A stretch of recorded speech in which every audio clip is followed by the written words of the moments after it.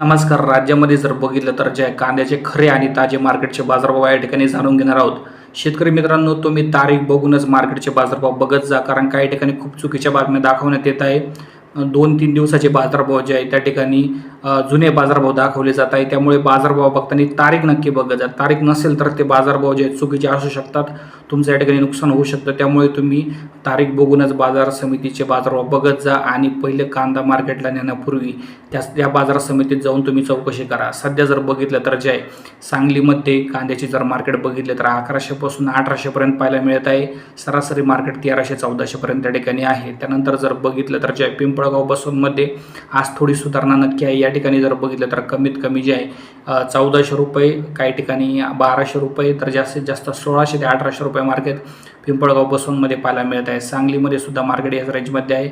पिंपळगाव बसवमध्ये एक अर्धे वक्कल 2100 रुपयापर्यंत सुद्धा गेलेले आहे. मात्र सरासरी मार्केट 1500 ते 1800 आहे.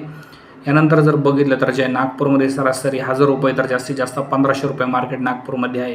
धन्यवाद.